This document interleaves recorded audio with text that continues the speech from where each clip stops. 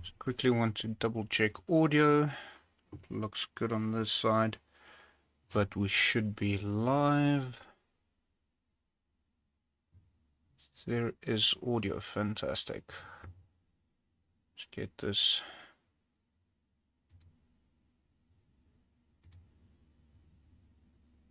Down. Okay, and close off that. So, keep that one on. Yes, I am working with two separate computers, partially one that I can monitor myself on my left, and then the other one was one I'm actually working on. So yeah, as teased with on sorry, I'm still recovering from the cold. As was teased on Instagram, we'll be focusing a little bit on the map today. So that is what is currently showing. This is a rough draft of the map for, yeah, seriously, for Eraba, which is the material plane on the Acleosphere. So, yeah, rough draft. We'll be delving into a little bit more detail on some of the aspects of the map, but I've got this open for now, as that is pretty much where we'll start. So I know tradition dictates that I drink some Draymond's, but I still haven't gotten around to getting back to them. Work has been crazy, so I'll be drinking an undisclosed dark beer, seeing as I'm not officially allowed to mention what it is, as that is considered illegal. Using other products to promote myself, in a sense. I do have Draymond's permission, in case anyone was wondering. But yeah, if you go past there, stop by. They really do make some lovely beers. Yeah, so quick look at the rough draft of the map. So currently, in terms of the long running campaigns, we have over here in the corner a dot titled Adamor.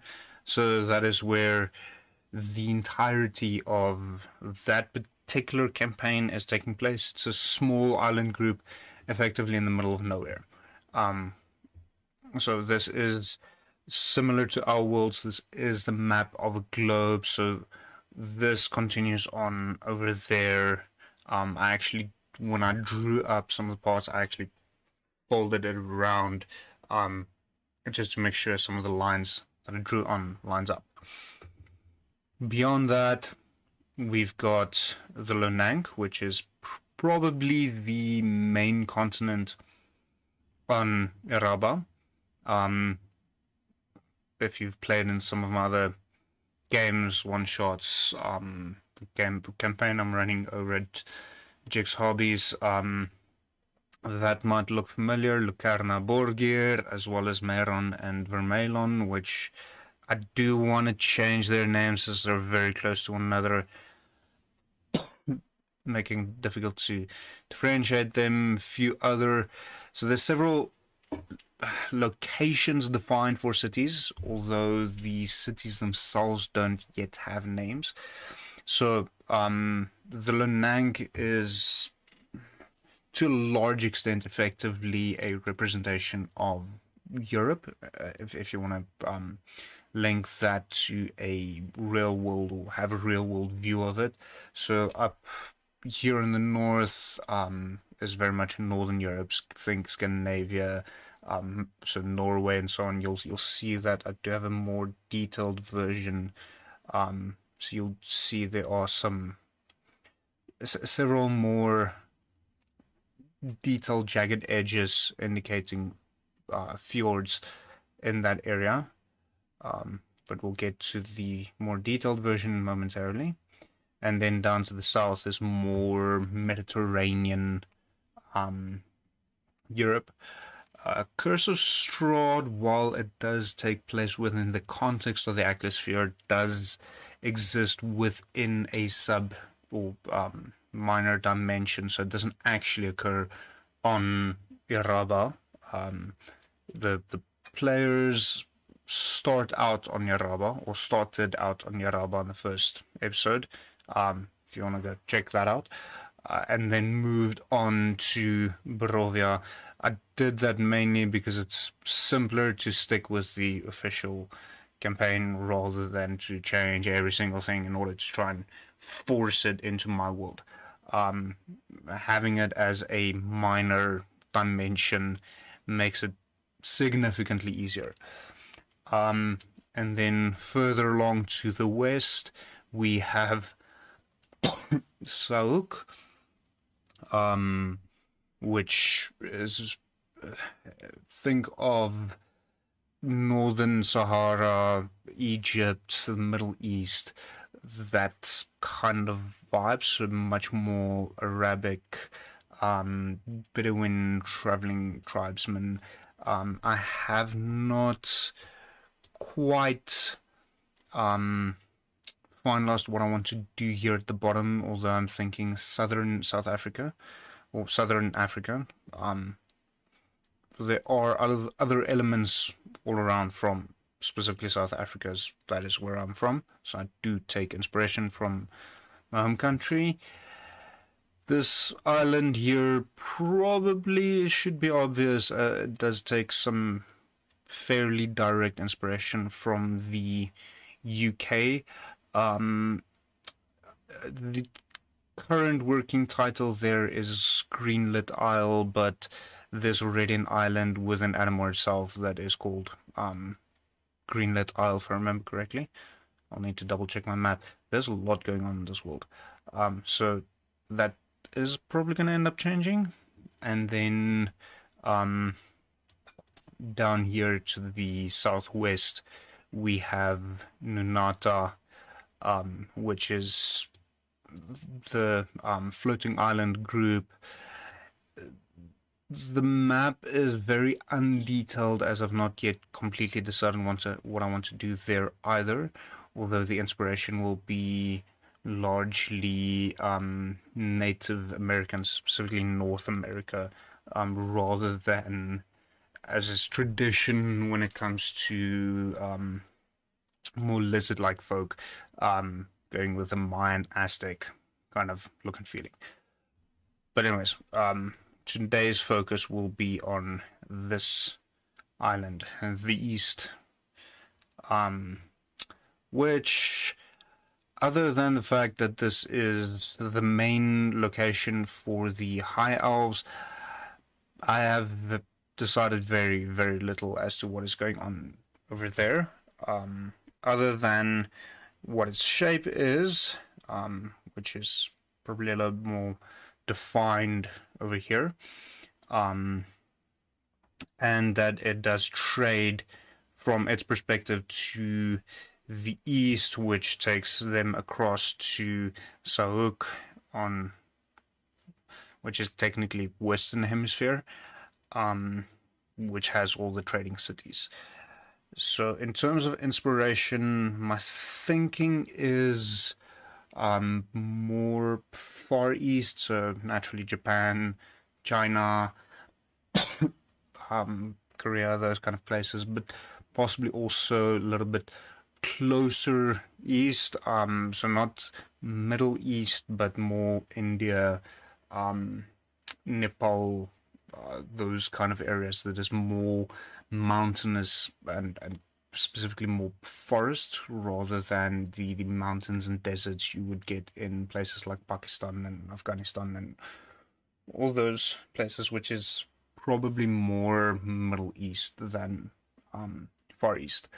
So doing that primarily for variety within the world, but along with that, I have not done nearly as much research regarding the traditions and styles and so on of the Far East, other than I do really enjoy a lot of their architecture. So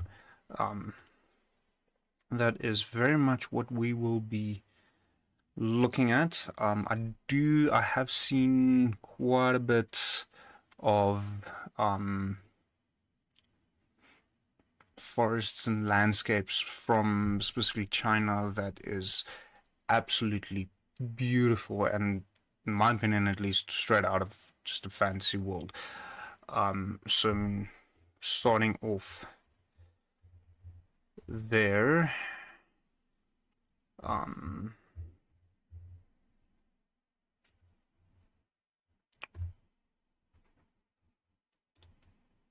looking over at images, we've got images such as this, which is, if you don't know, is a large part of the inspiration for Pandora from Avatar, specifically the blue people, not the anime series.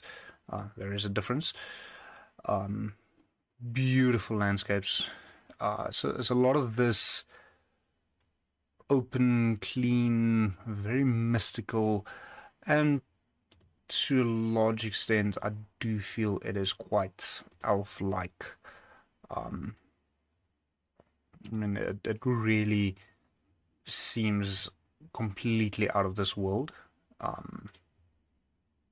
This is AI generated, I think. Could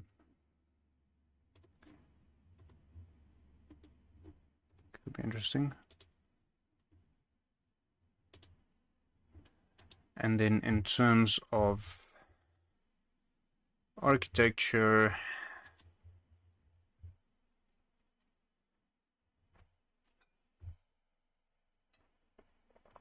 a lot of buildings will take inspiration from these styles. The other reason why this cough is terrible. I do really enjoy the traditional Far East architecture, especially if you look at Japan, is the way the carpenters actually constructed the buildings. The majority of those buildings do not include any metal fasteners whatsoever. The wood is just cut to such precision and joined, slotted together to keep them in place, which is something, at least in my opinion, that elves would do for themselves. Elves isn't really known for being blacksmiths and forging nails and things like that, so being there carefully, cutting wood to fit together perfectly does make a lot of sense. At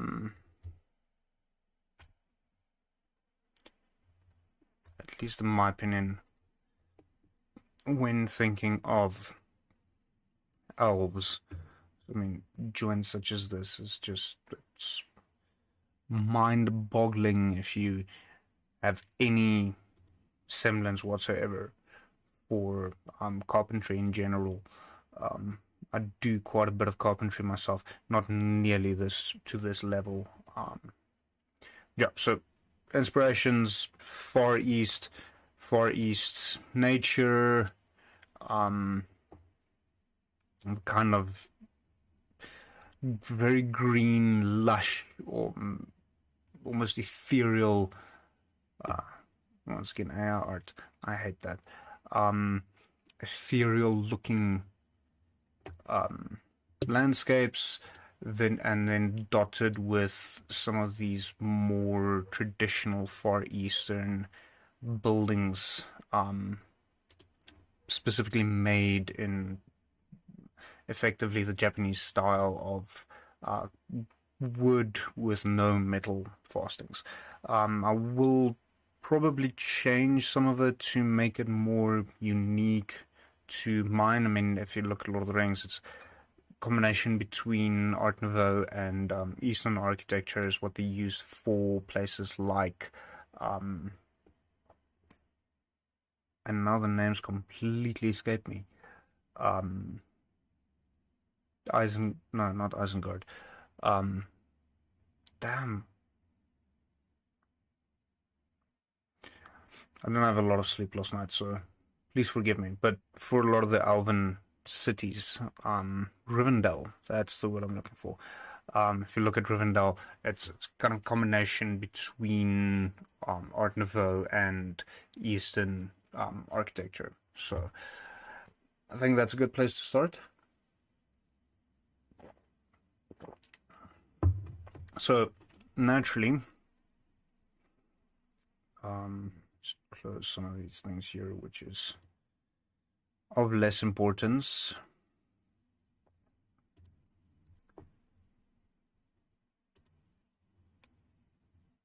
Well, doesn't that, whatever. So obviously, the first starting point would be to name it, or well, possibly seeing as there is cities dedicated already.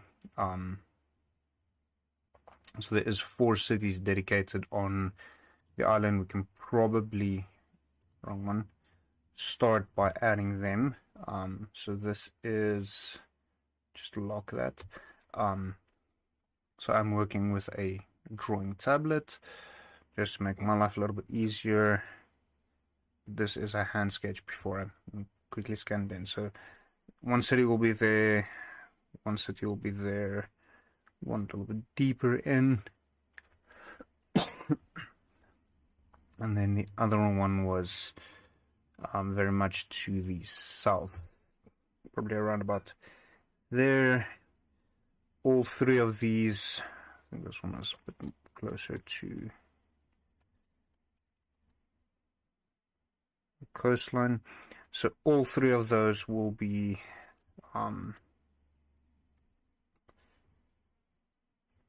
port cities. Just do this slightly better. All 3 of them will be port cities, with the one to the far east being the last link before boats travel across to Sauk, usually stopping by over in Adamore down here. Alternatively, you would be able to go directly from this southern city on the island to Adamore, or from the easternmost city on the Lonank. I think there is a trade route. Yeah, there is a trade route dedicated on the Lonank straight to Adamore. Not necessarily the safest, but it works. So 4 cities. This curvy line that I drew here is representative of the, we can see, mountain range that is found, I really don't like this pen, on this island. So this is just to be indicative. Let's see if this can be. Oh yeah, that's much better.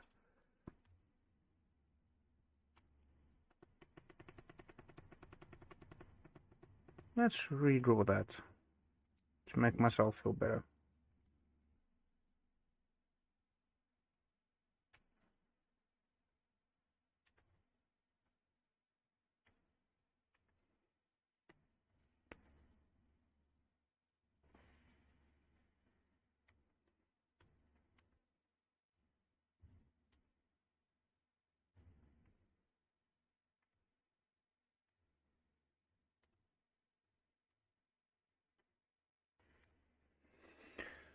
So that is the mountain range, mainly just to indicate where on the Lonang it is. Not the Lonang, on this island it is. So mountains to the north, and then grasslands to the south.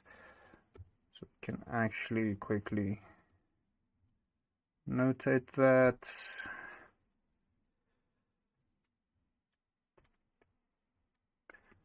So this will be all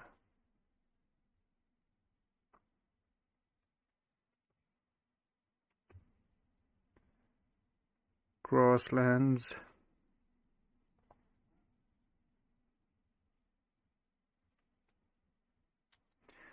Probably some up here as well,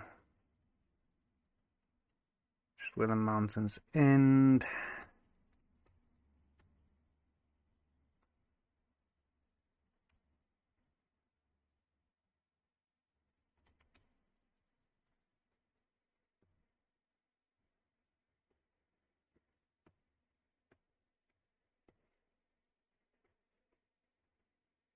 Drop that away there, because then whatever I do will fall under that.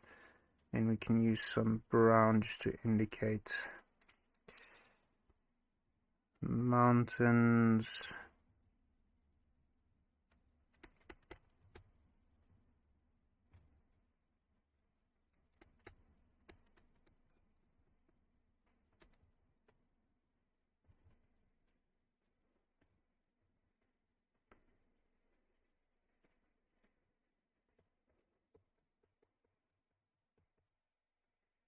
Probably not the best color for that, but it's the one I'm using. And I can, because it's my world. And if you don't like it, then pull your own. So some mountains, and then this will end in most likely some beaches around the edge.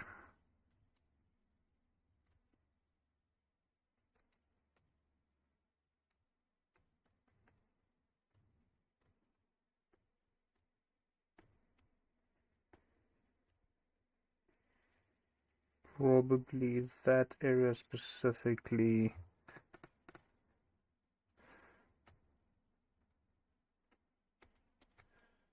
will be more rocky. Get it kind of gray.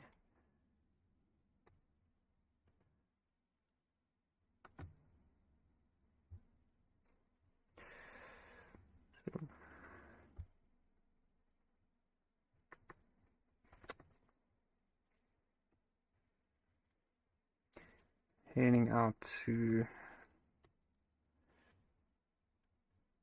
grayish rocky islands, mostly uninhabited,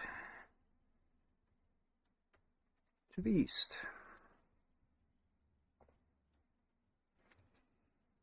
That gives us some color.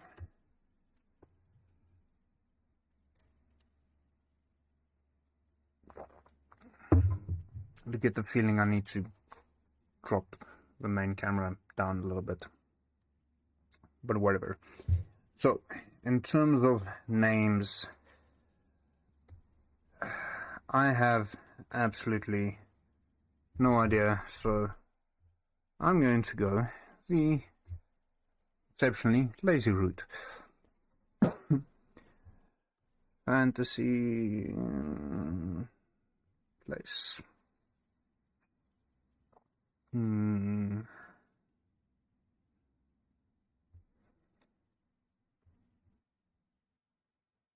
City, cliff, company. Let's go with continent.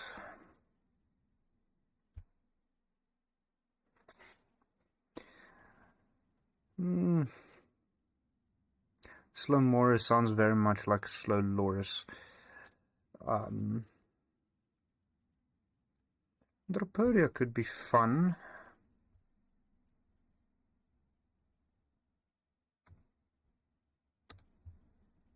that one. Don't need that one.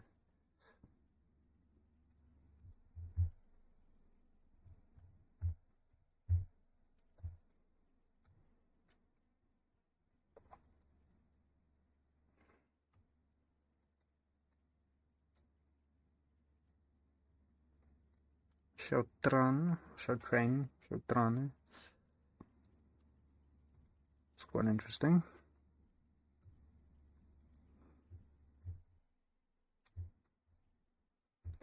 Shell.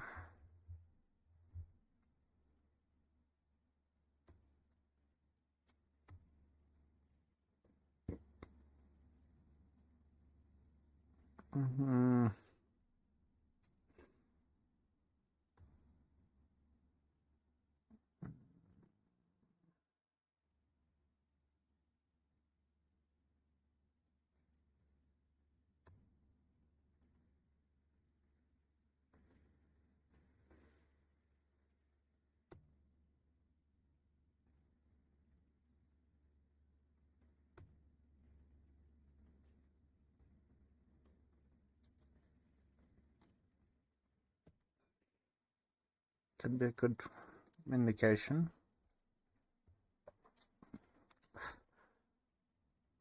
Aruktai. I kind of like that a lot. Aruktai.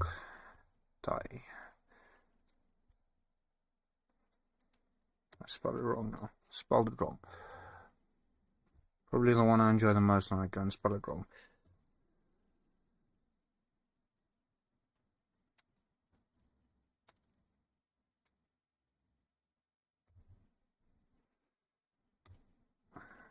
Let's see.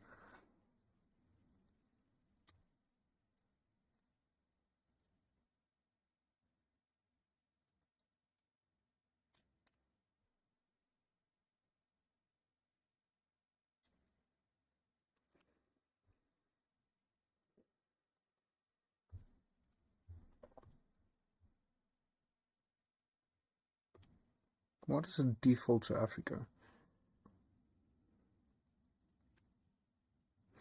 Indonesia also has some absolutely stunning nature.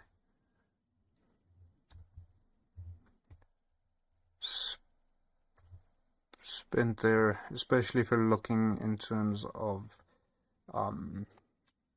island life and so on. So maybe doing something like these Indonesian islands for these far western islands could actually be a nice idea. A little more volcanic. Let's see. It doesn't fall on a fault line as such though. So volcanic, and in terms of natural formations, might be a little bit difficult to justify. I mean, that is just beautiful.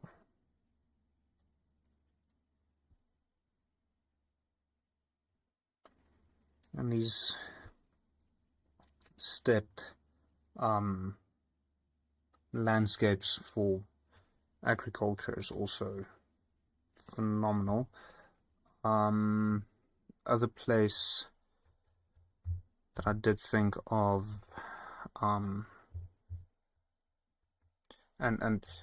this country is almost completely untouched by the West, leaving it almost completely pure.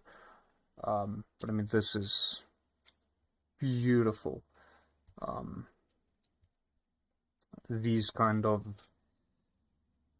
nature buildings, fortresses in the style built into the mountains. Then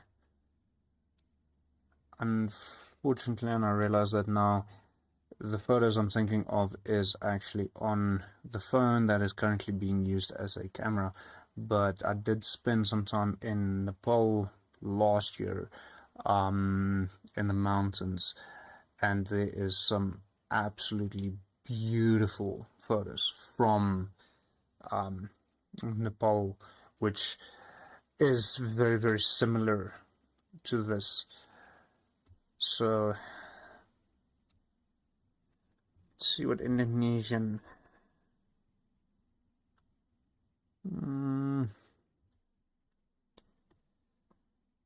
Let's see, Asia, Nepalese.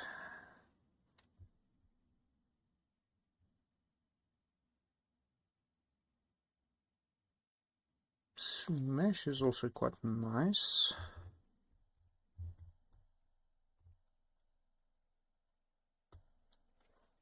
Might use some of these for city names rather than the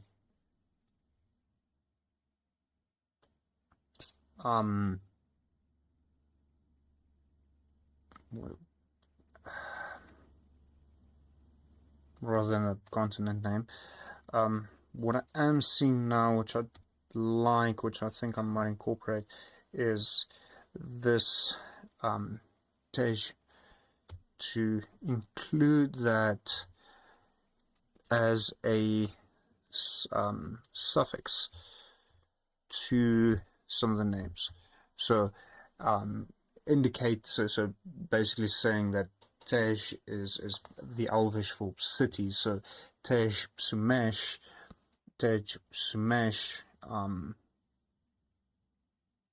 is the city of this. So then all four cities will have that suffix Tej, which that is, I have no idea how to spell it.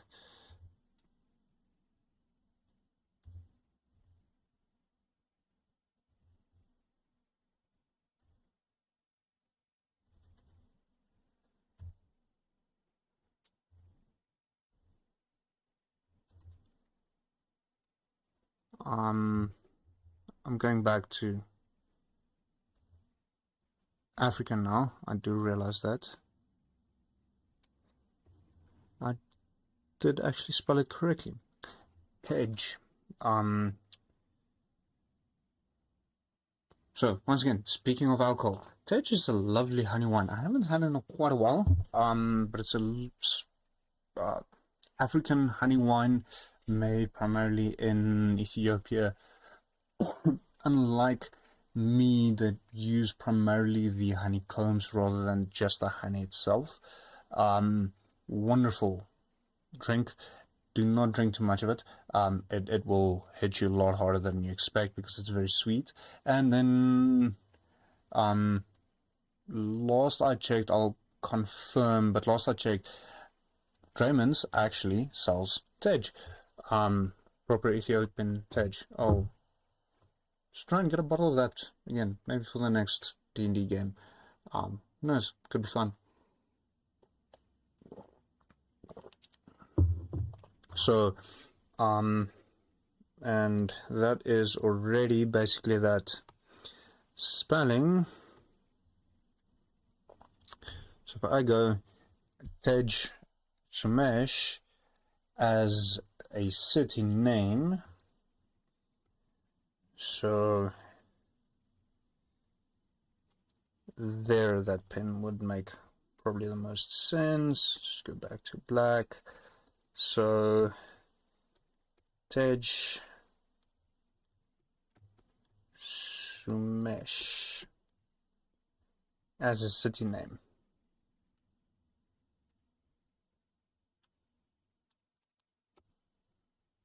I can do that. Seeing as I can zoom in digitally, not which I cannot do on paper, I can actually zoom in further and write the same size. Wonderful. Unless my tablet decides to do that, in which case it doesn't work at all.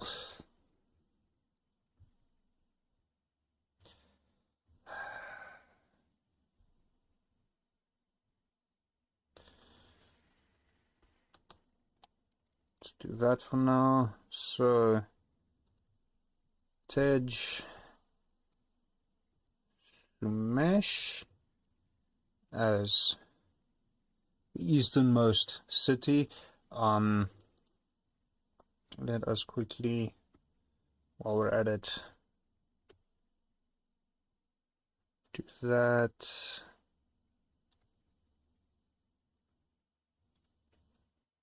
Wanted. So effectively that would be the capital. I do think the beer helps the scratchiness in my throat, so I'm going to keep on drinking it.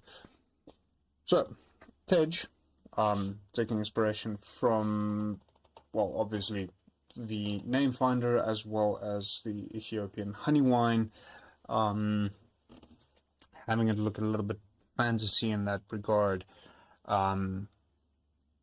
We have the start of a name, at least, for some of the cities. I can actually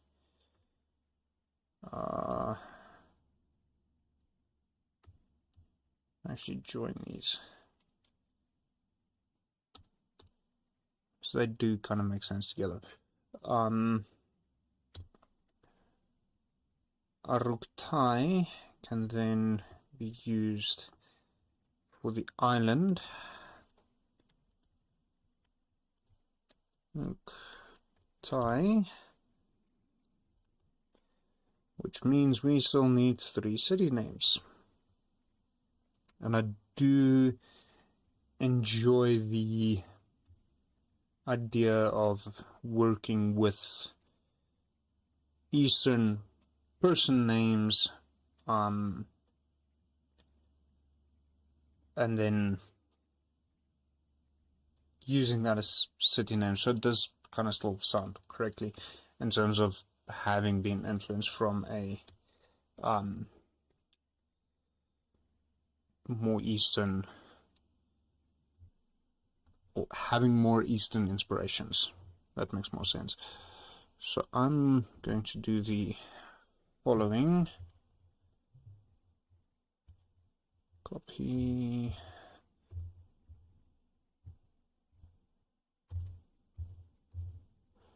Copy a few down. So we've got that started. So Kuber doesn't really do it for me. Kadar.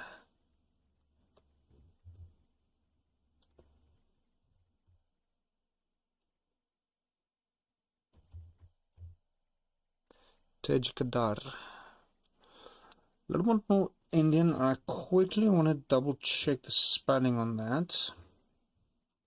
I can see what I'm listening to as well. Let's go away from playlists. Artists, if you know where I'm going with this, then you are awesome. If you don't, then Gadar. Use some inspiration from the stuff I enjoy. Makes perfect sense. So, Tej Gadar.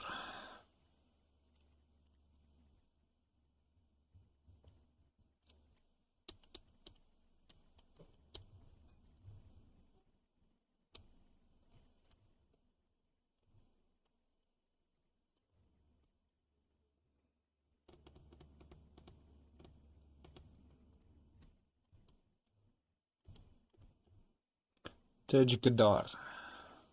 So, a little bit of Bloodywood coming in there. Fantastic band. Very, very distracting for doing this kind of work, but very fun to listen to.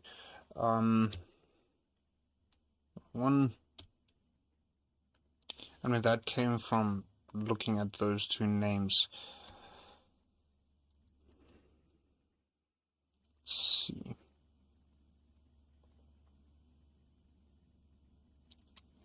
Tej Bumija could work. Bumija.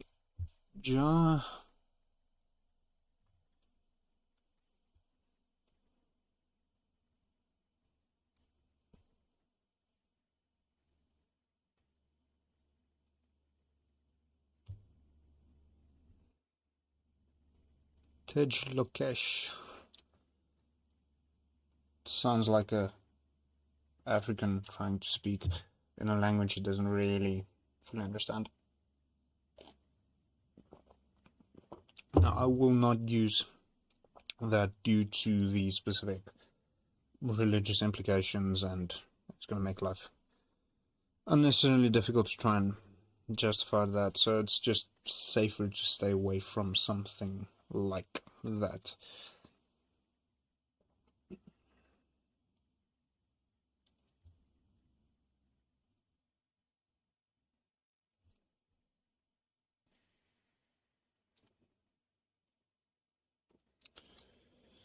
So all of these, I'm kind of saying this in my head as I'm going through them with the suffix tej.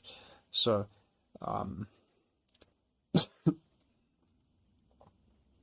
and seeing at least how they sound. Most of these do not work. So, I mean, as an example, tej surpal. It doesn't really roll off the tongue as much. Tej janinder also doesn't work. Tej neck deep. Probably not a good idea. And then also trying to stay away from things that could sound offensive, specifically in English, because that is mainly what we're working with.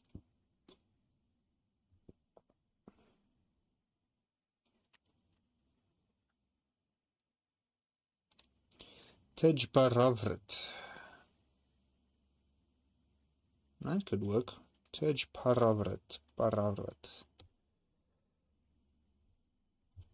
Paravrit.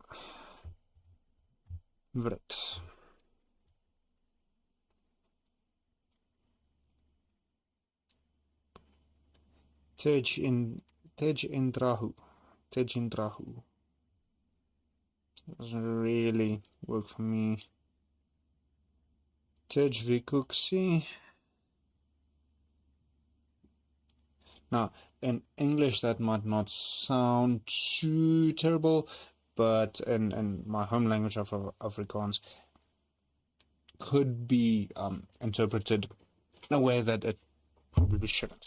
I will not be going into details for that. It's not a good idea.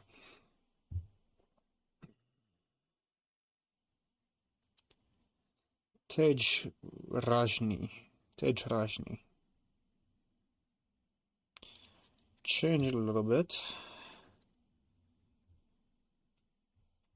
Rajni. It looks like Ragni. Raj.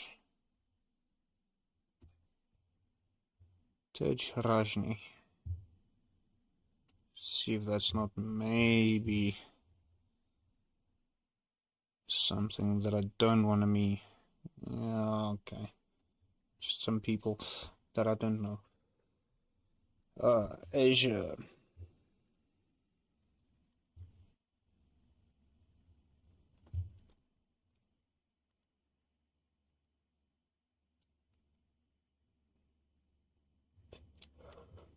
Just got no royalty names.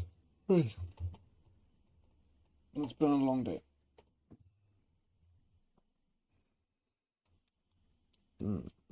Tej Arnloof. Difficult to say.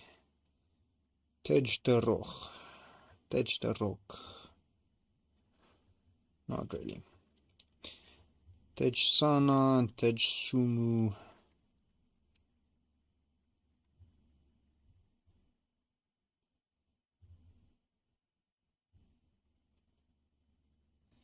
So that is Francois, according to what I understand, but I could be mistaken. Tej Dorothy. No, not happening.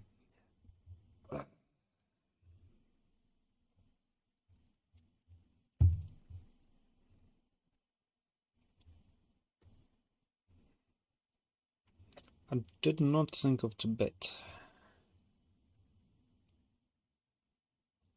Tej Kandro. I like that one. Tej Kandro. Kandro. Tej Yeshi.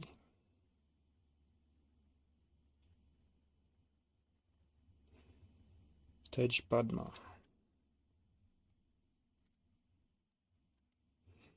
Yeah. So technically we only need to choose 2 more out of those 4.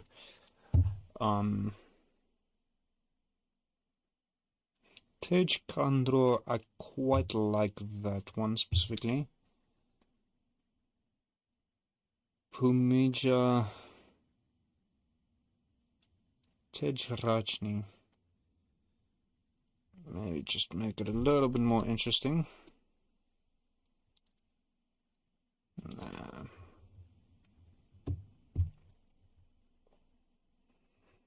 So then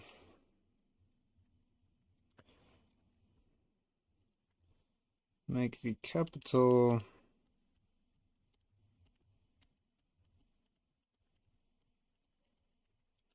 Tej Kandro and Tej.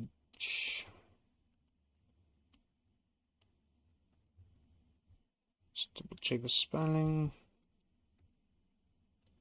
Rajni.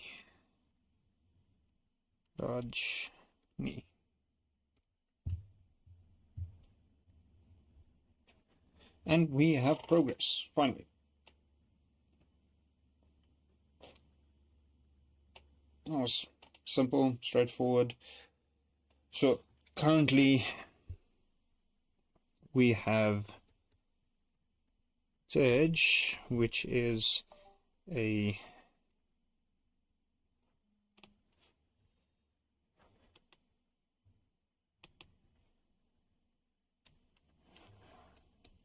suffix for Elvish cities, meaning quite literally city of.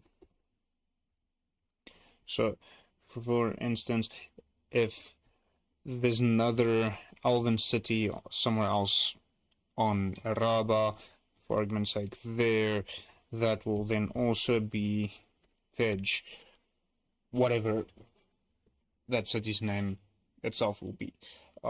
So that will be a common placeholder for city names of Elvish origin, or mainly Elvish origin, which possibly might imply that I might have to change some cities in, although, let me rather put it like this. For Elvish cities,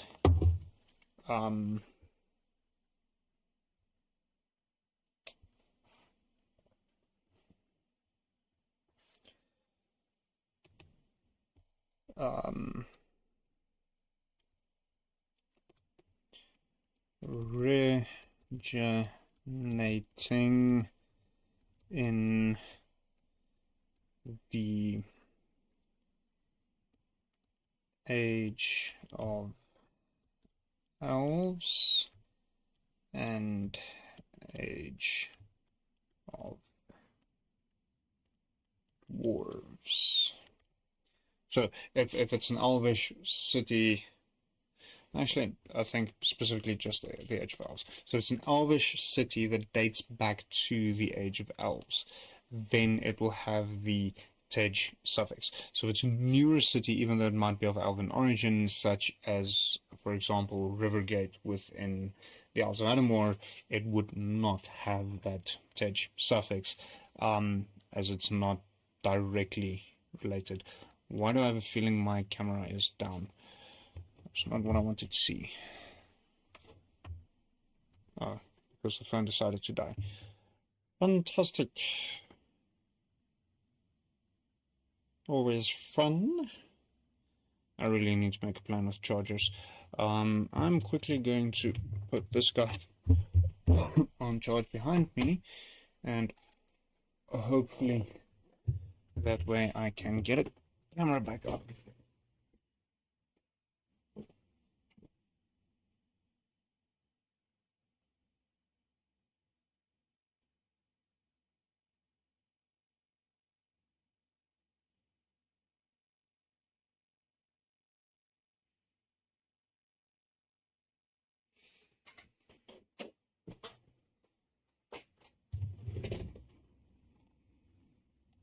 So for now it will be voice and screen. Just want to put something else on. I've been listening to this particular album since last night already, and as wonderful as it is, it does get a little bit overrated.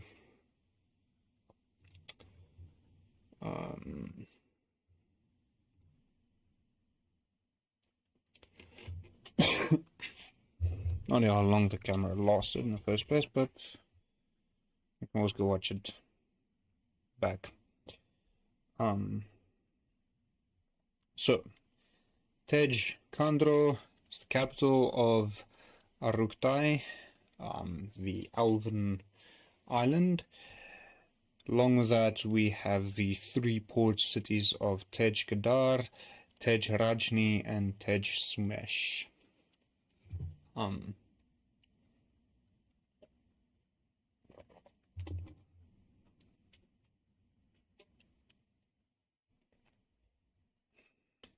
Then, if we're going to be making these islands more akin to the Indonesian islands, then they actually want to be quite a bright green. That feels a little bit better.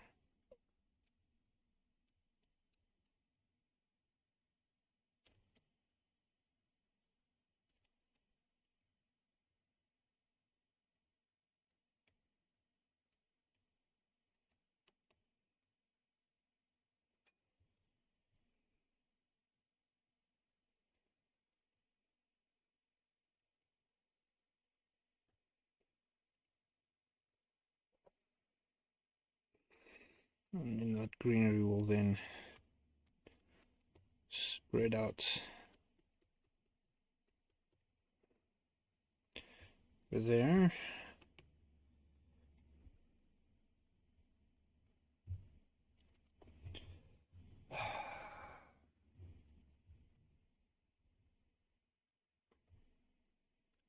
There we go.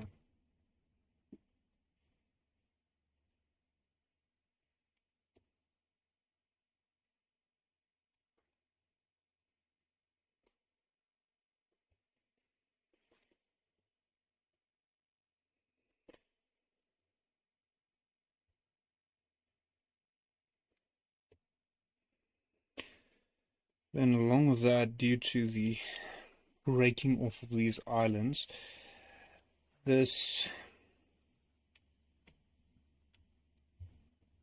over here, which I'll indicate momentarily,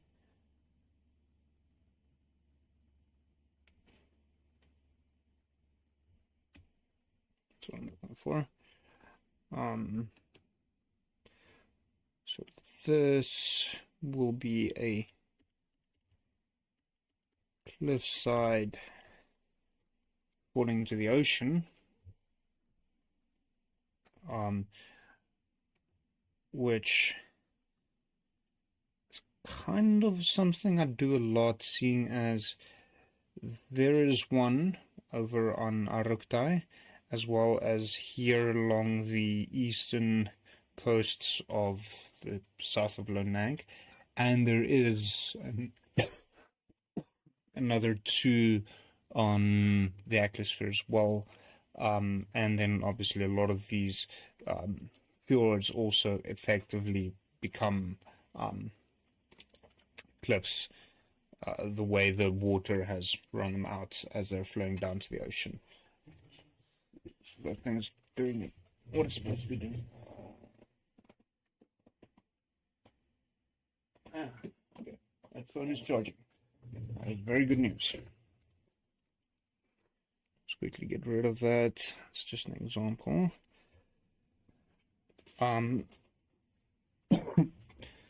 Then also along with that, something that I have not remotely even decided for this continent is rivers.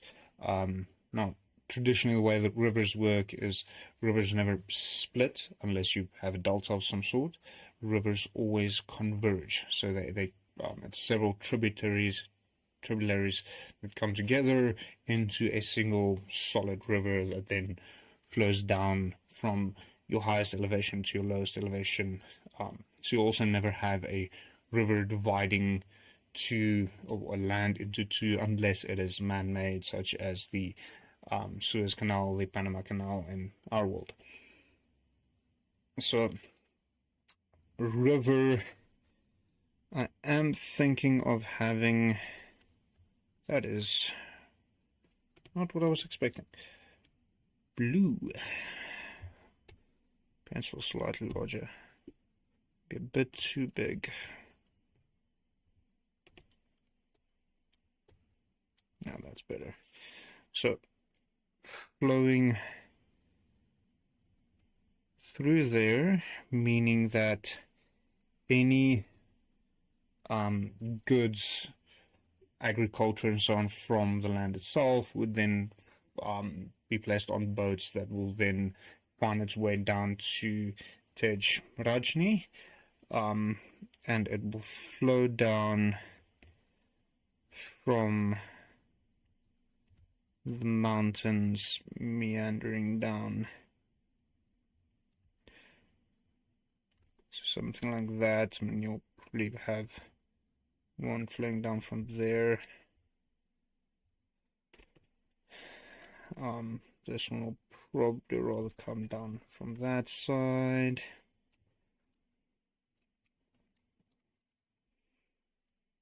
You might have from there you'll probably have a much shorter river flowing to Tej Kadar, some tributaries. Then what I'm thinking would work very well here is if there is a river that joins Tej Kandro and Tej Sumesh. I mean, they can still flow down from the mountain itself. Well, would still flow down from the mountain itself. So something probably along those lines, and then the water from the northern side will also have to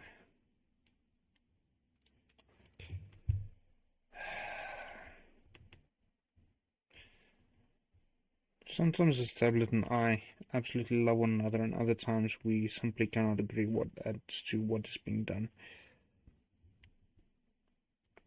Have rivers flowing down from deep in the mountains. Some of them probably a little bit shorter. Doesn't always have to have rivers everywhere. So that seems like a good continent to start off with. So you've got rivers that allow easy transport between your capital city and its closest port.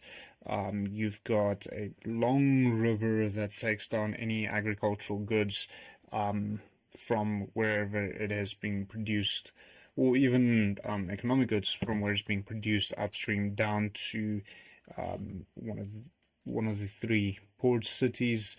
So it'll be difficult to determine which will be the main port, Tej Prajni or Tej Sumesh, as both have their strong sides. Tej Smash being linked directly to the capital via river and a port, obviously does put it up that one step, whereas Tej Rajni, having access to all of the agriculture coming from deeper within the continent, would also be a very, very rich port, both of which is linked.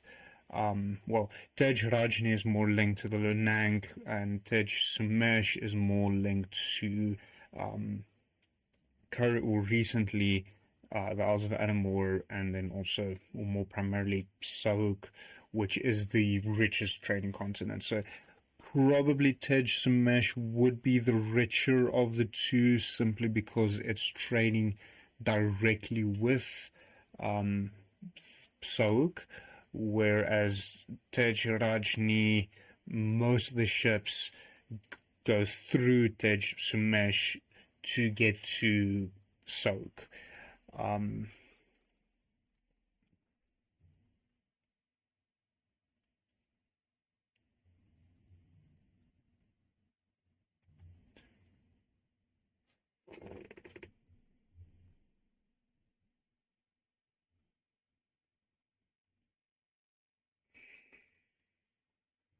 Interesting. So just unlock that.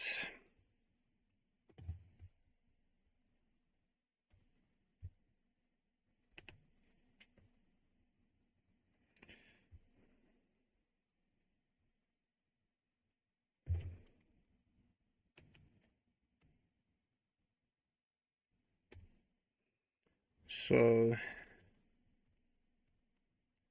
Tej Sumesh.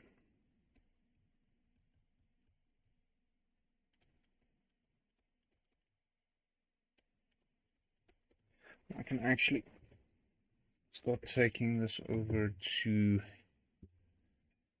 World Anvil.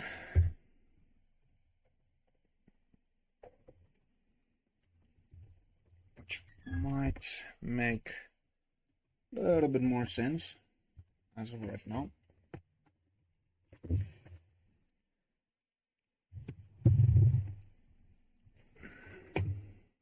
Regular mouse navigation.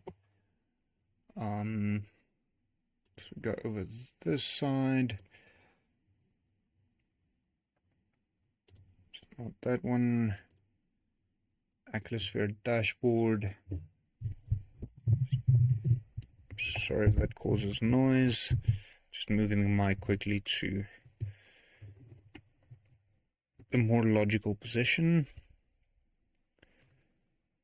Continents, frozen west of north, Isles of Adamor, Lenang, Nunatan, Sauk. So obviously there's no continent yet for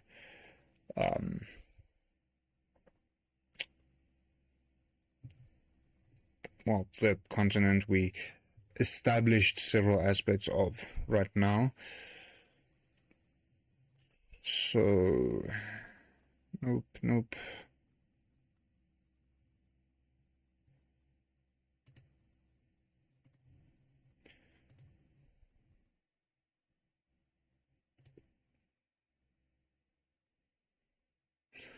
Okay, so we'll create some geography. It does not make any sense whatsoever. Item.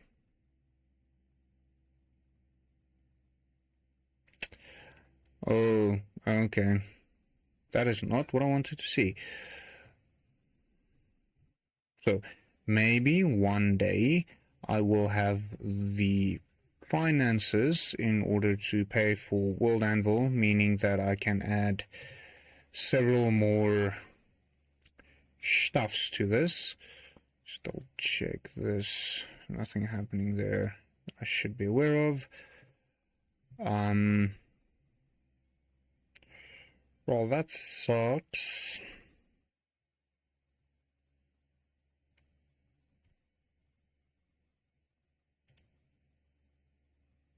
don't think I have drafts. It's very possible that I've got the 41 or 42 articles.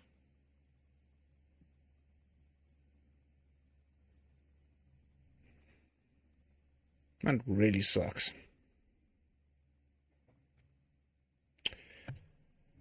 So, Google Docs, here we come.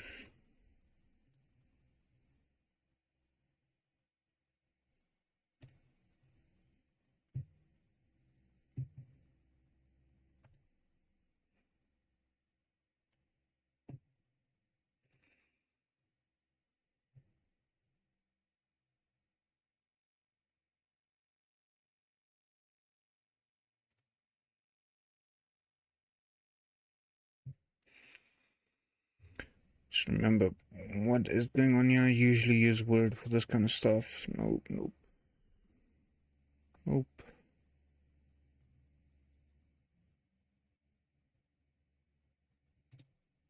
No, I don't want to do that.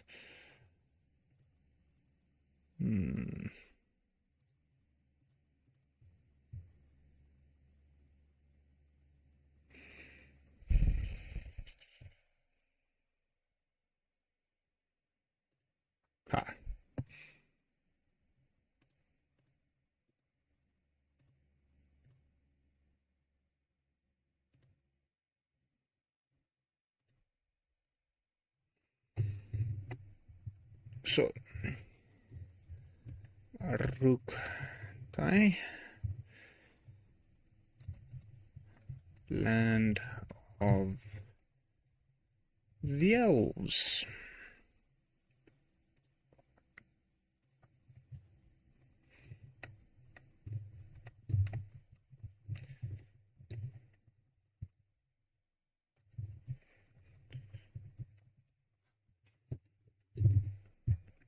So, let's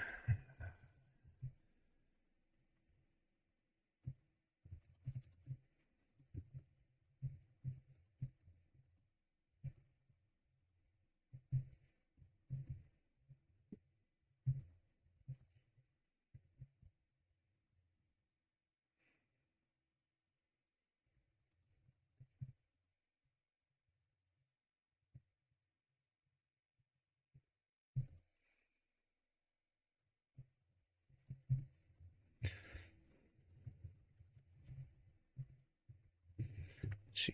Yeah, so more than half of Aruktai is mountain. It's still very lush, very rich in terms of the greenery and the agriculture. So although most of the continent is mountainous,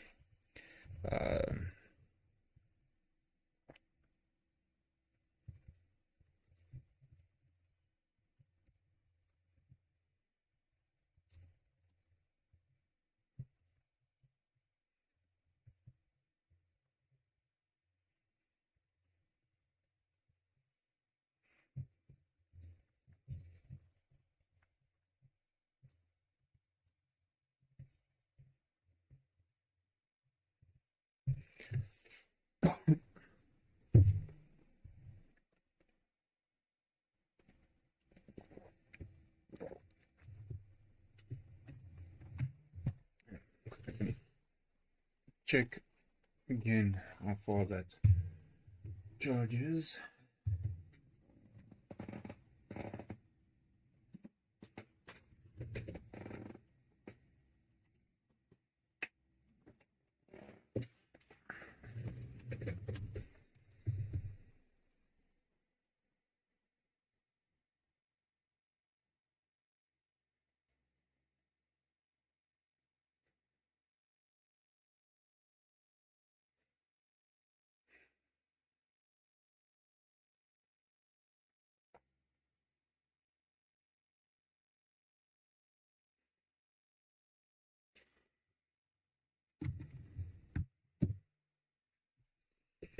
So I do think I've discovered the problem.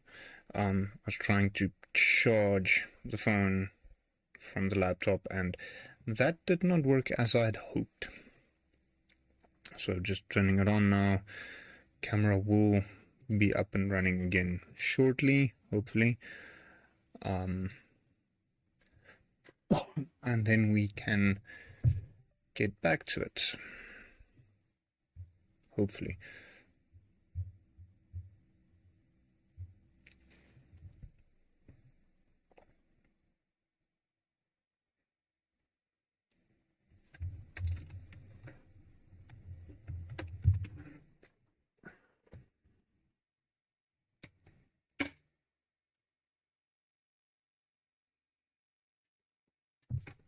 But I really need to invest in some new chargers.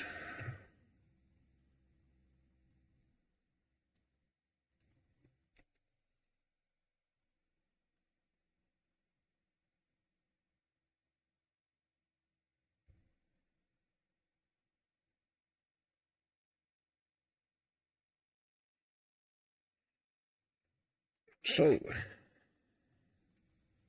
and now my face should be back. Just ignore the jittery camera. There's my face again. Some movement, finally. I'm quickly going to make a plan for another charger that is close to the table, so I don't rely on the laptop anymore.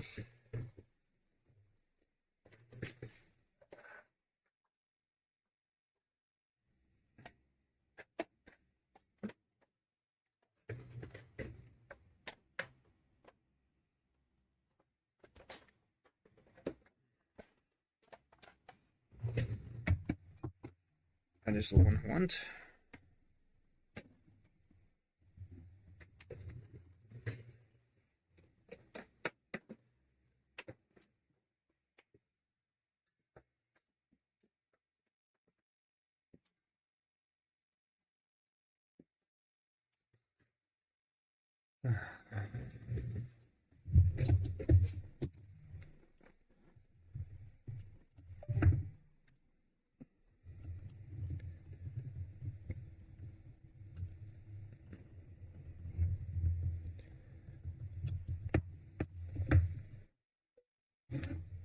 Okay, I doubt it will die this time around.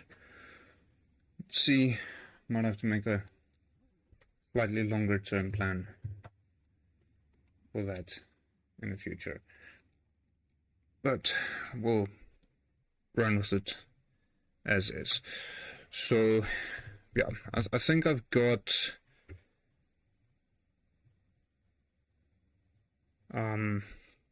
what I want in terms of the new continent. So it's still quite early, so I'm thinking what I'm going to do, seeing as I wanted to do this at some stage, I'm going to start a new sketch.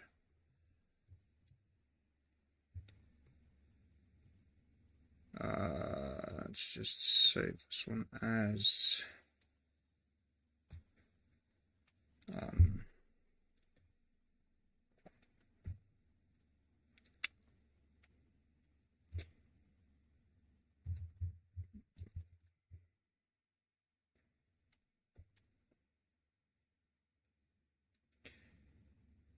I am Aruktai. Aruktai. Saving. And then just for some fun,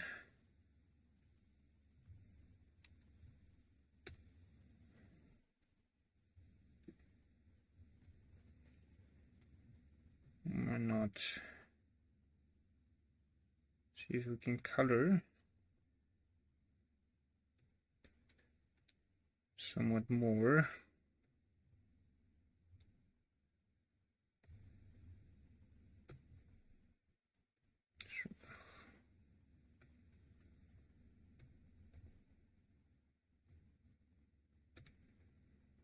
Start with that.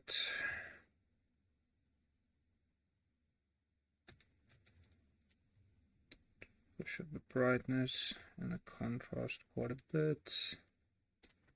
See how that looks.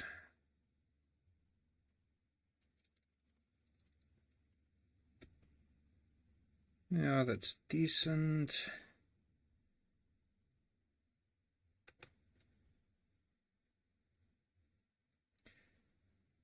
So, my thinking is to start sketching out the areas that I've got, and then create duplicates of that, as eventually the plan is to create different variations of the same map. So a geopolitical one, a trade routes one, etc., etc. Probably do something about the Steam pop-ups while screen sharing.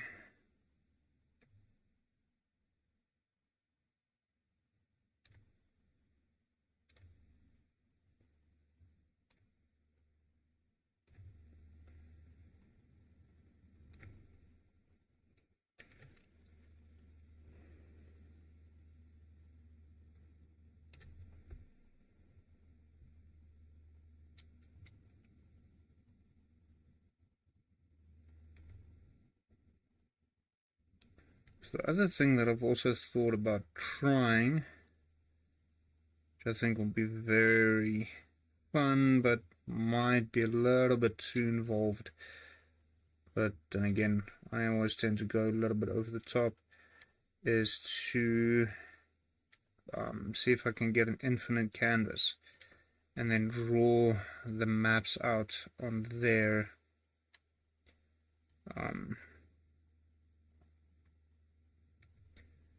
So that all of the maps are there and you can just zoom in to where you want to be and then zoom back out. I think that'll be a fun thing to do, almost like creating my own version of a Google Maps.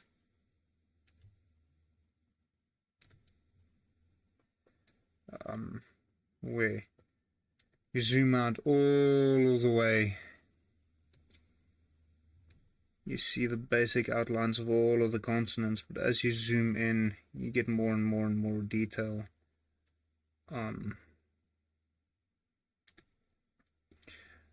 So right now I'm just gonna sketch out as much as of the details of the map as I can, quickly redrawing it.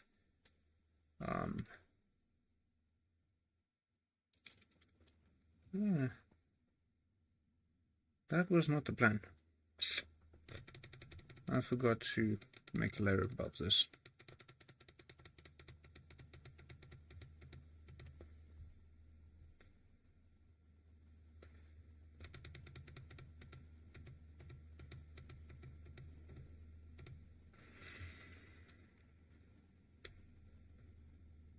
Move that to there, quickly lock it, so then make the same mistake again, and let's try this again.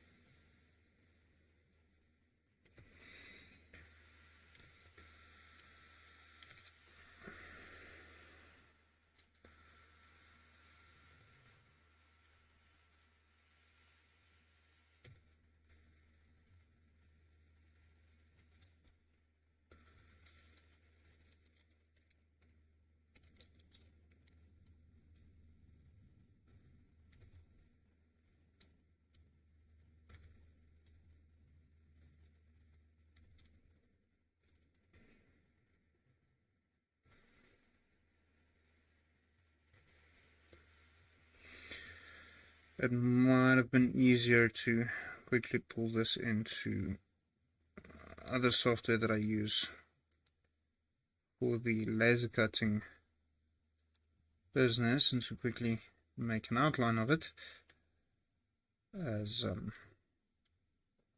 it probably would have saved me quite a bit of time in terms of sketching this out.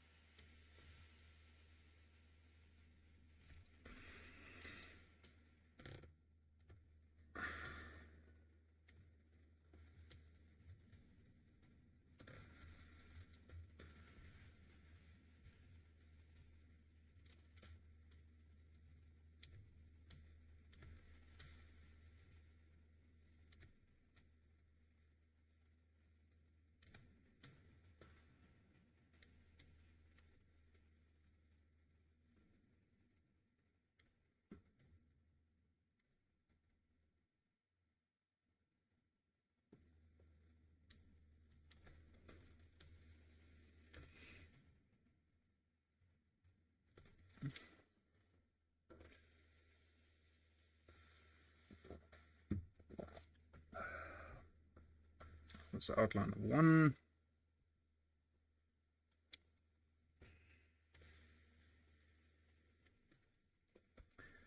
Now I'm just going to do that.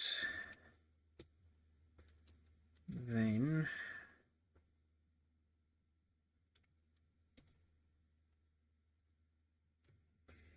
quite what I have in mind, but it'll work.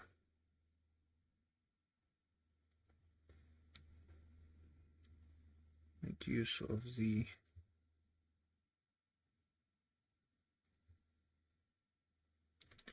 ruler tool.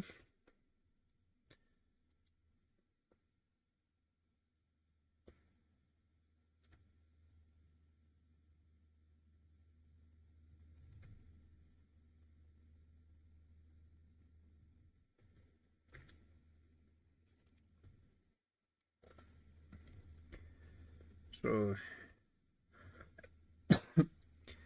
if I want to fill this at a later stage with colors quickly, having all of that blocked out is going to make my life quite a bit easier.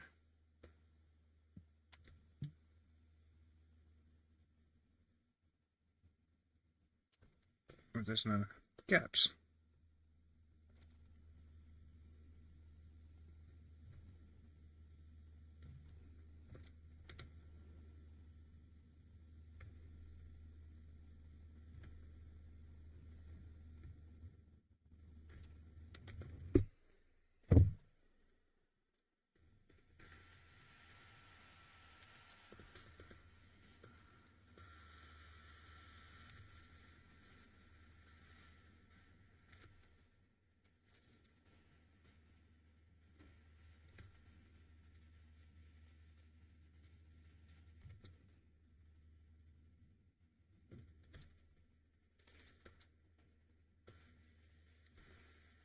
So in digitizing this, I'm allowing myself to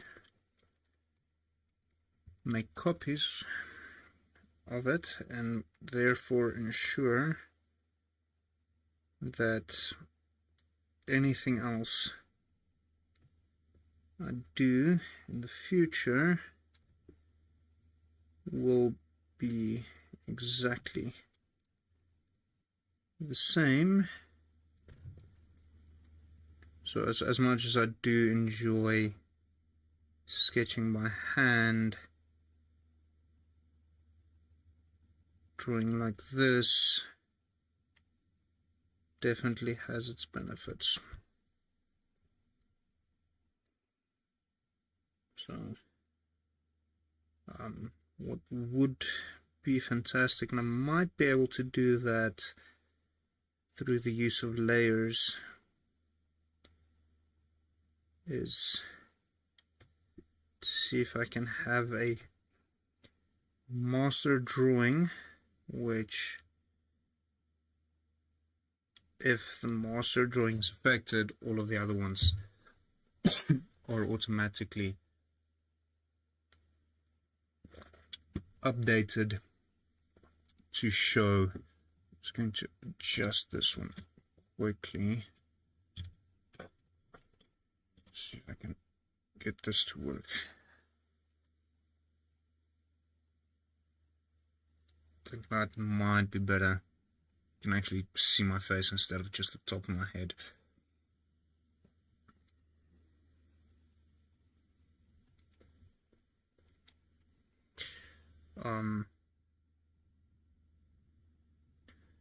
But I'm probably going to be able to accomplish that if I work with, say, different layers. So I've got kind of the master layer that sits above everything else, and then the geopolitical one, the contours one, all of that. It's just different layers within the same artwork, and I can then export each of those layers as a separate image that will hopefully allow me to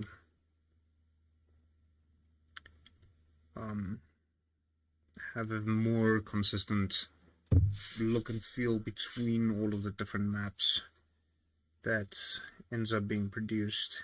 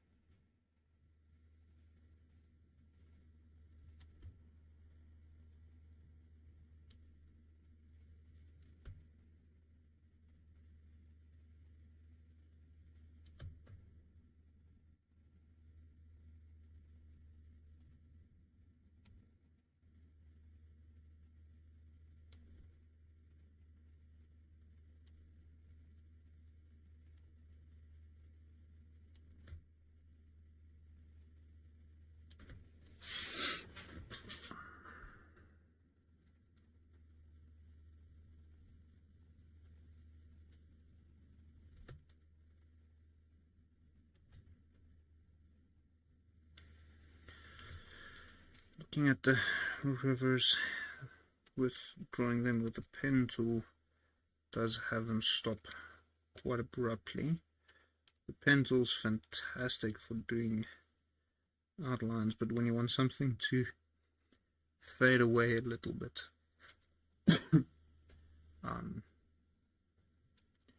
it doesn't really work all that well.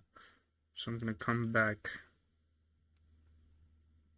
once all the outlines are done and do all of the rivers with a pencil rather than with a pen.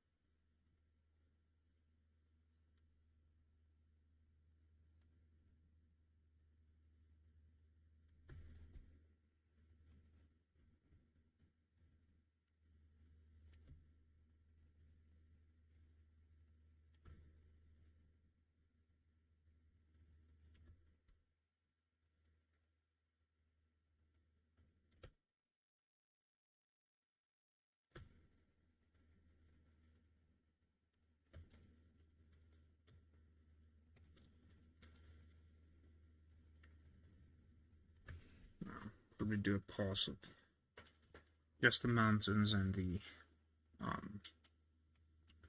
rivers with a pencil tool, just to bring them out a little. At this point, it's probably fairly obvious that Nunata down in the southwestern corner does not have a lot of detail. I still need to finalize exactly what I'm going to be doing there, as the what happened end of the Age of Dragons, the Dragon Age, is there was a major war between the two different factions of dragons, and with the dragons being so powerful, they ended up tearing apart the continent on which most of them lived. This event would later become known as the Schism, as it literally ripped apart the continent on which the dragons lived. And even now, thousands of years later, with all of the residual magic still hanging around after that battle, it is said that the islands are floating. So Nunata, with floating islands, there is not necessarily a consistent layout of the islands, as they continuously move over time. So drawing out a fixed map is not going to be straightforward, as it's not going to be relevant all throughout the history of the Atmosphere. What I would probably end up doing is developing a map that is relevant for modern, the current times, specifically within context of the different campaigns that is currently running. So what that means, even though Nunata doesn't directly have an effect on the events of the Lucarna Borgir campaign, which is set 3,500 years before before the main campaign, the Isles of Adamor campaign. Curse of Strahd is chronologically set several years after Isles of Adamor. So Curse of Strahd implies that there is still a world for people to live on after the Atmosphere. And then that's also part of the reason why I decided to move Curse of Strahd out of the physical realm into its own little sub-dimension, because the ending of the Isles of Animor has not yet been fully confirmed. Anything is possible. Things can go absolutely horribly towards the end of Isles of Adamor. Now, obviously, that is not what we hope for, or the Solemn can actually do their due diligence and solve whatever it is that is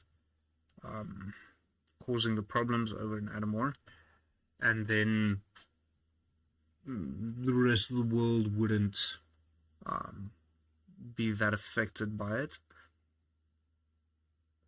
So yeah, but moving back to Nunata, the Lucarna Borgir campaign, the map for Nunata probably will look quite different than what it does today, because there is a nearly 5,000 year gap between the events of the Carnaborgir campaign and the events of Alsvadamore.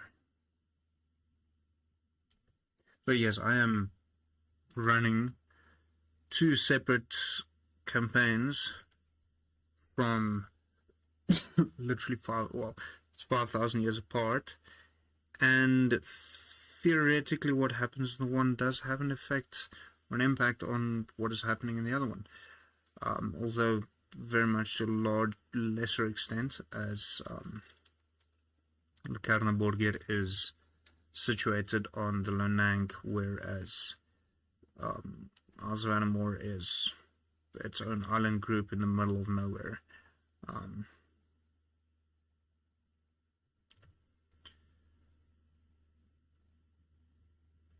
So I might do the map for Nunata on the next Worldbuilding Wednesday. Gives me a good 3 hours about to quickly, or to figure out what it is that I want to do with Nunata in terms of the map, add that to this drawing, and then we'll take it from there and see what happens.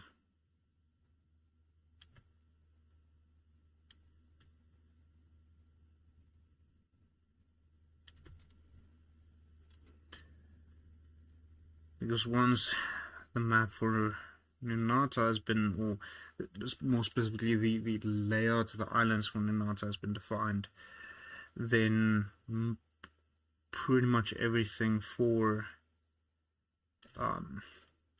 the Araba map is fully defined, allowing me to just finalize it and release it on probably onto World Anvil, actually updating the current map. So currently there's 2 maps. There's the nice high quality version of the Alsvadamore map and the slightly or significantly lower quality map of Araba that is just mainly there to signify what goes where, rather than it actually being a good looking map. And then of course, because I have a laser cutter and it is a part of my business, I will be finding a way to engrave this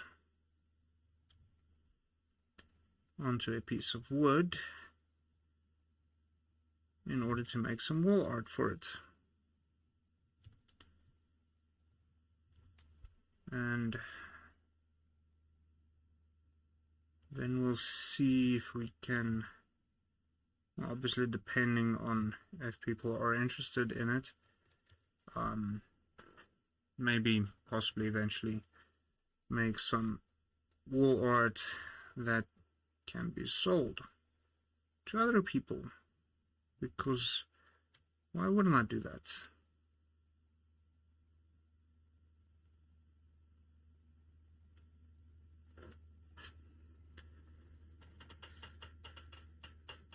Oh, and then the southern continent,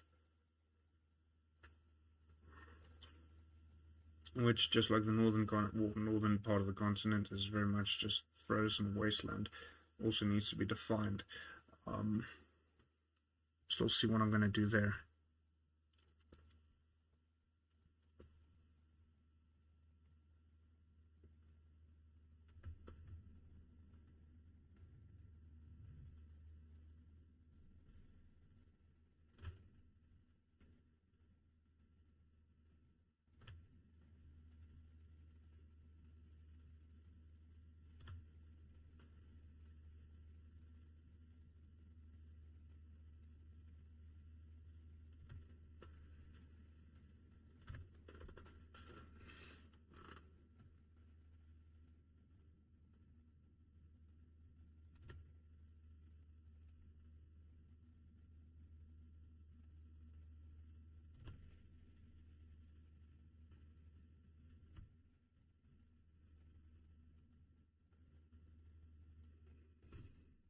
what I do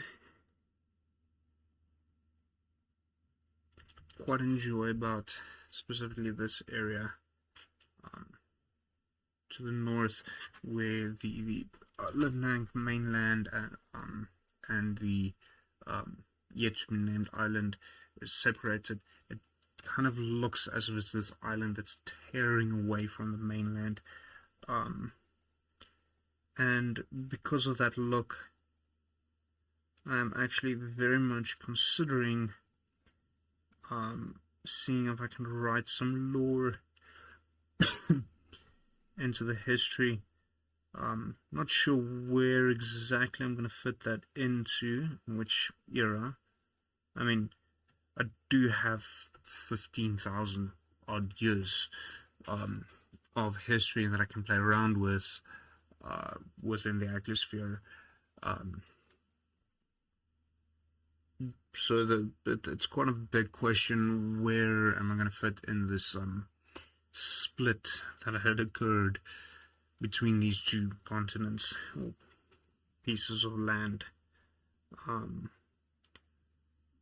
So it's not going to go hand in hand with the occurrences at Nunata. Why is that on? Oh no, that wasn't supposed to happen. Whoops.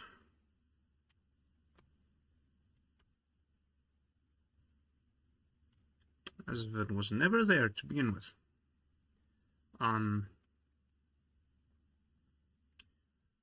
So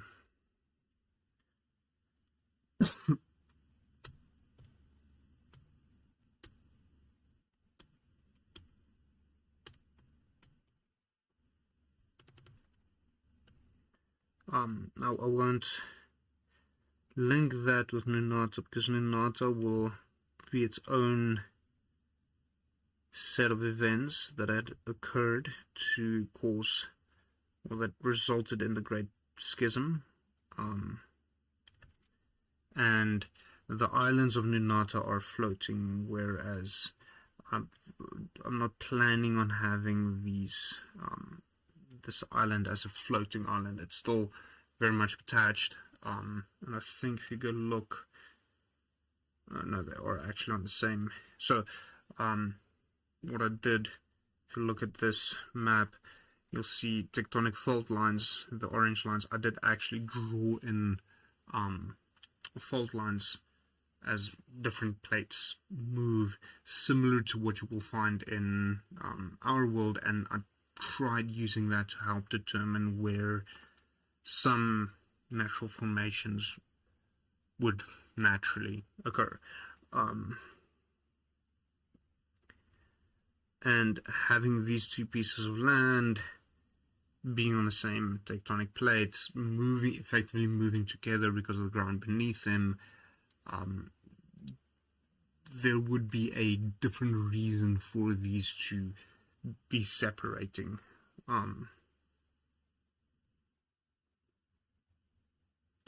I might, and this is a very big might, just include that in the Lucarna Borgir campaign, as a part of the Great Elven War in which those players currently find them in. Or I can have it more recent and have it be the reasoning, or the reason behind the end of the Dwarven Age, which, i.e., this is what the dwarves screwed up, which caused Melina to sculpt the humans in the first place.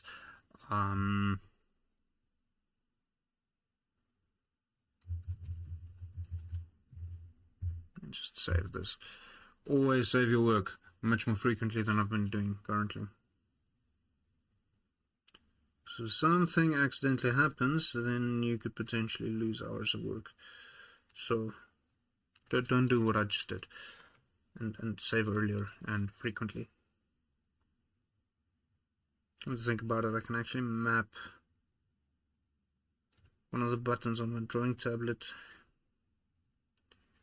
to be a save button, which is probably a good idea. Am I gonna do it? No, because I don't always take part in good ideas. No, I'm joking. I'll have a look at my specific configuration and work from there.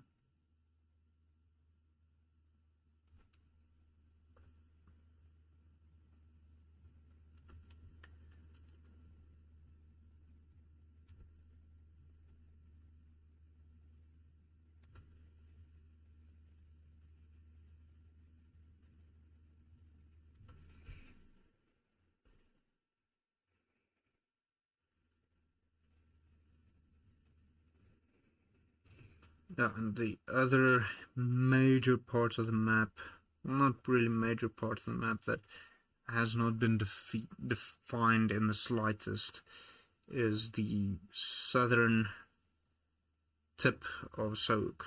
So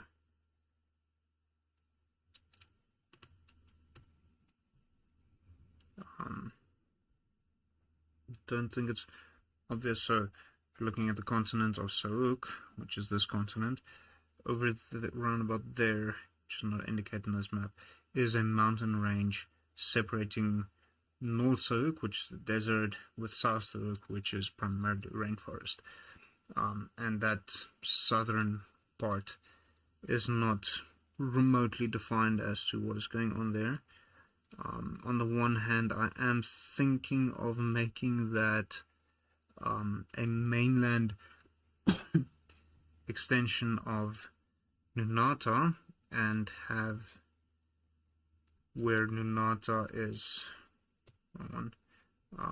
there used to be a part of this here, and in the Great Dragon War and with the schism, it completely separated and moved away.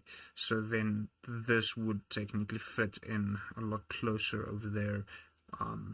So you would still have a lot of the scale skins and the so your dragons, your kobolds, your dragonborn, things like that, living in this area. And when one is talking about the scale skin mercenaries that fought in the Elven Wars, they would primarily come from this area rather than from Nunata itself, as Nunata is very inaccessible to outsiders. The creatures living there are extremely territorial and protective of their land. Some of the very, very ancient ones taught the young ones to be that way because they actually remember the Great Dragon Wars, meaning that by now they're around 10,000 years old. So when we're talking about absolute ancient beings, and these beings are functionally immortal, except for great injuries and disease. So that's kind of where my thinking was going for that strip of land. And I was thinking of having that be inspired more by South Africa specifically, but if I'm going to make it forest, it might make more sense to rather look at something like the Congo, the Amazon, which is massive rainforests, and then base whatever happens there, base whatever I'm doing there for that strip of land as to what you see there, which then would kind of allow me to go the Mayan route in terms of ancient, long forgotten temples.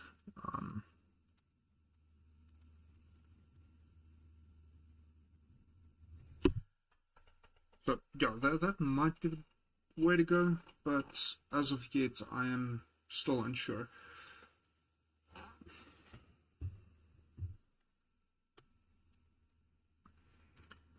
Let us draw in the rivers and the mountains.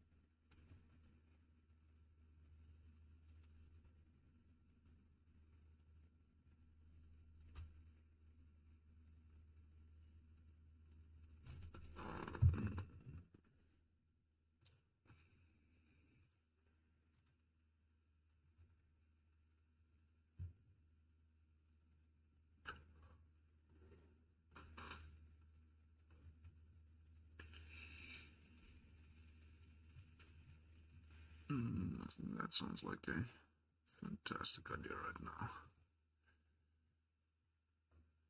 And then some Mariana's rest. If I can get to it.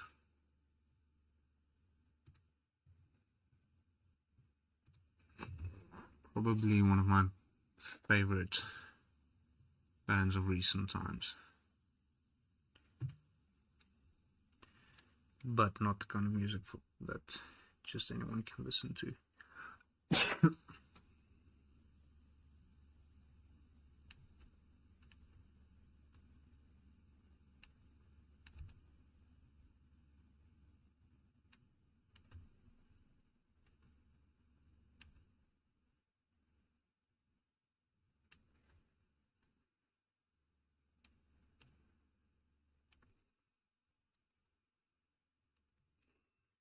So, and of course, the main reason why I'm building out this world is if I have a very in-depth understanding of the world itself in which my D&D campaigns occur, it makes more, well, it makes it easier to convey the history of the world and plan out campaigns as if I'm giving myself different options for various different campaigns that could potentially occur within this fantastical universe. True, there are, I think, currently 2 minor campaigns I'm thinking of, and that's all relative. I mean, when I wrote, initially started Isles of Adamore, I was thinking 2 years max. We're 4 years down the line, 4.5 years down the line, and we're not done yet. So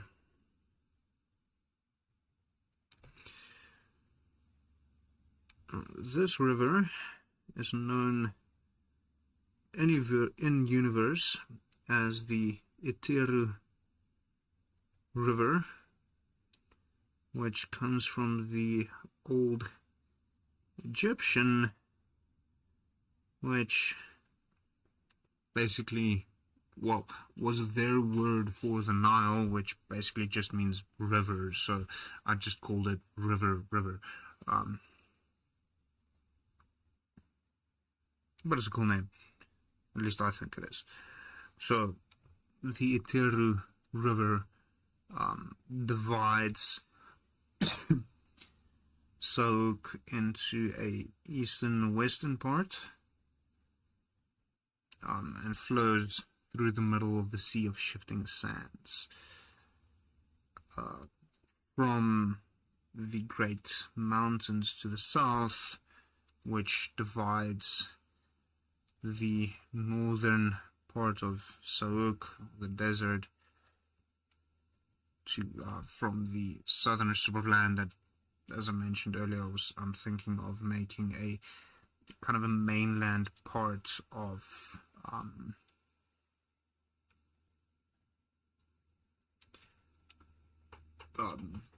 Nunata, and kind of what was left over of the mainland after the schism. So the mountains will sit. Just be smart about this.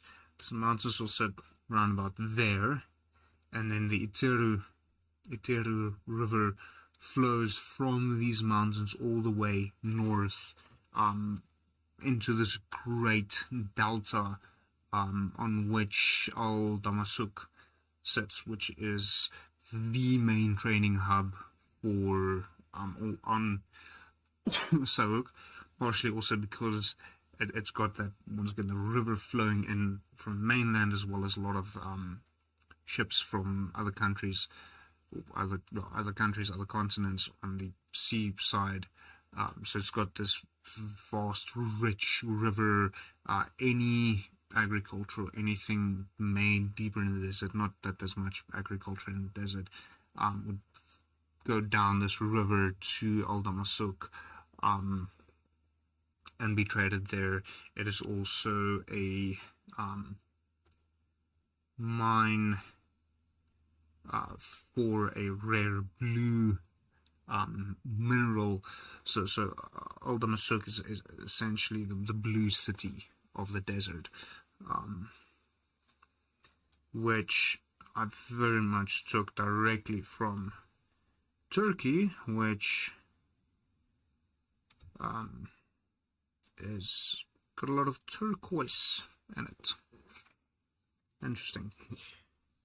Don't know if anyone picked up on that. The similarities of the country Turkey and the color turquoise in terms of name, as well as how much turquoise is actually used within the country.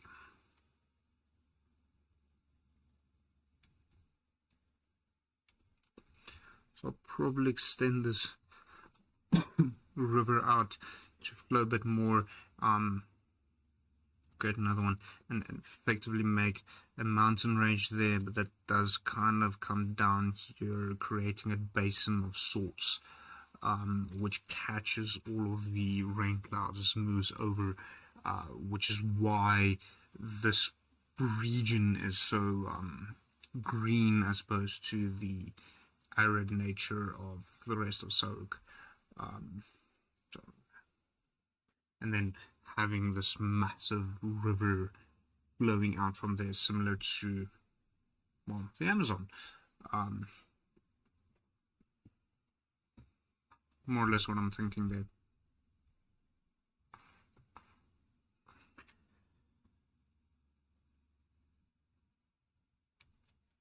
So these are just currently placeholders.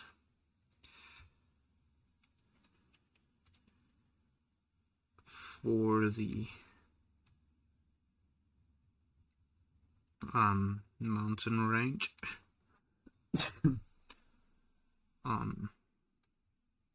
Which will be shaded in eventually to look a lot more like mountains, similar to what I did on the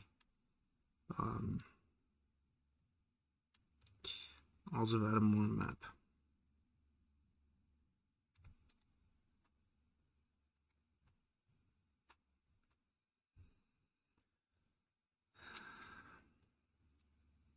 So we've got a city there, so they flows a river there.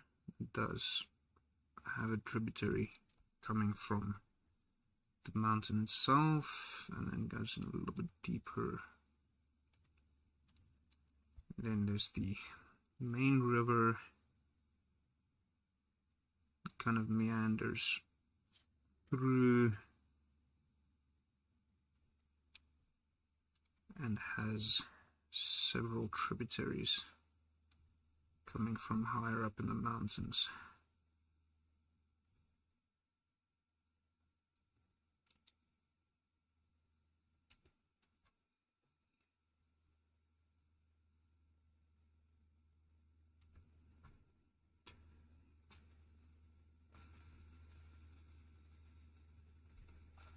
and then some smaller rivers, just to drain the water from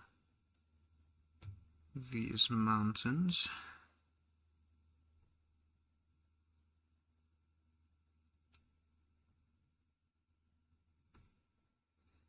Something like that.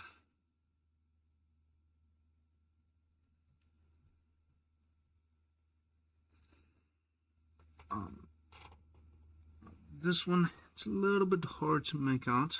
I can still mainly see it, but if you are South African, you are fairly clued up with geography, then I sincerely hope you'll be able to recognize this mountain range. As I'm drawing it out,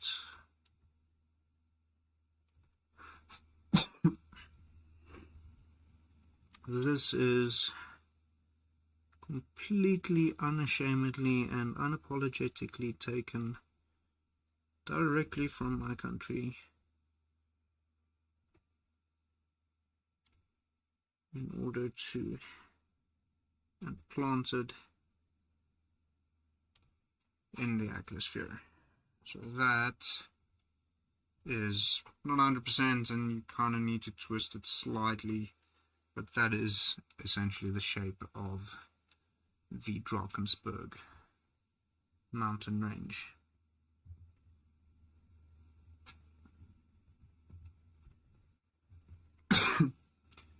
So obviously from there would also then flow out rivers, which I did kind of indicate here already.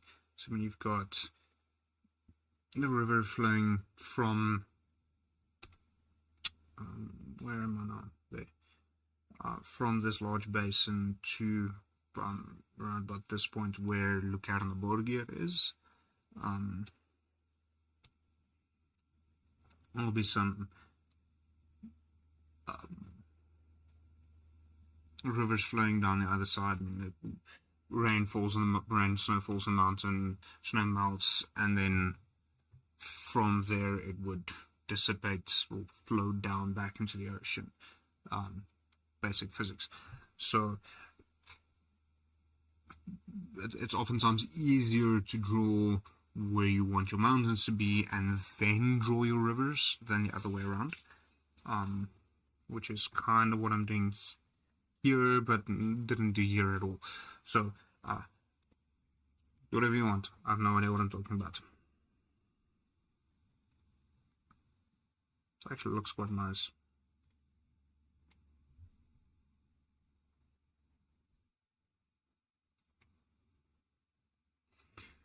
And then just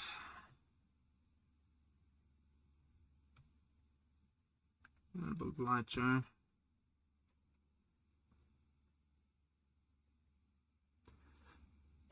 That is the three of the four main continents of Iraba. It's actually a lovely color. Really, really nice color. To the point, can't rename them. Yeah.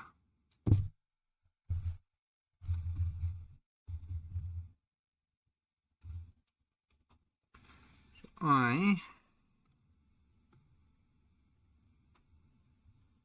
on this layer,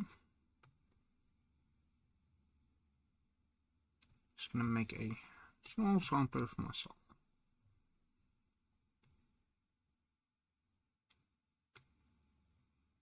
Hide it and then block it.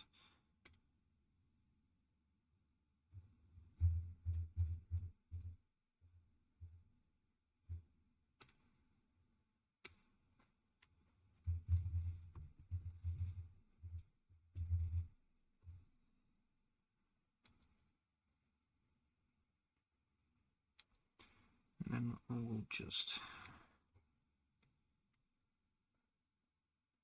remind myself, because so well now that I will forget.